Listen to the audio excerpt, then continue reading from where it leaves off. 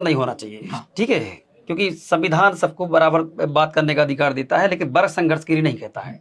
दूसरी बात ये है भाई साहब कि जैसे कि हम कोई अधिकार रोक रहा है तो हमें तो बोलने में क्या दिक्कत है। जैसे हम कोर्ट में मान लो किन्हीं ने याचिका लगाई है तो हमें तो पता है कि इन्हें याचिका लगाई है, ठीक है, तो हम ये भी तो अपेक्षा करें तो समाज से कि भैया उनको रोको आप। जो समाज जिनके साथ वर्ग संघर्ष हो रहा है, उनके बुद्धिजीवी जो बैठे हैं, उनको कम से कम बोलना चाहिए कि भैया अपना ही पिछड़ा वर्ग है, अपने ही लोग हैं जो कम से कम यही लोग पिछड़ा वर्ग है जो आपसे पूजा कराते हैं, आपकी सेवा करते हैं, सब कुछ किया है।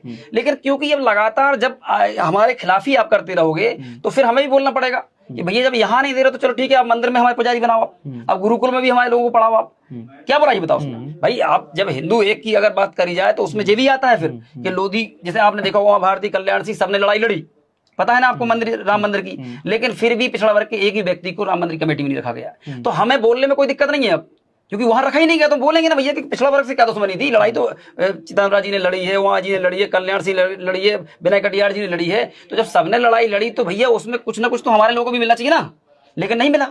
तो अब इसमें क्या हो गया, वर्ग संघर्ष बिल्कुल नहीं है। आप बताओ, एक संविधान के खिलाफ लगातार बोल रहा है अनिल मिश्रा, बोल रहा कि नहीं बोल रहा, आपके हिसाब से क्या है मुझे नहीं पता, पर मैं बता रहा हूं आपको। वो कह रहा है कि भैया BN राव ने संविधान लिखा, इनने नहीं लिखो संविधान। तो हम आपको एक चीज बता दें कि संविधान समिति में, और एक बार कम से कम पढ़ के देख लेना चाहिए कि क्या लिखा उसमें। संविधान में साफ तौर पे लिखा है डॉक्टर भीमराव अम्बेडकर, हर पेज पे नीचे देख लो आप।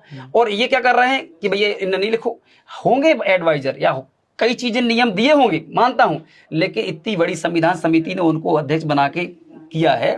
और ये वो छोटे मोटे नहीं थे लोग, बहुत विदेश से ऐसी ऐसी चीजें पढ़ के आए कि भारत के आज भी 2-4 लोग हैं जो पढ़ के आए हों। ऐसे symbol of knowledge of symbol जो थे, उनके खिलाफ इस प्रकार की बयानबाजी, और आप देख रहे होंगे कि हम इनको खत्म कर देंगे।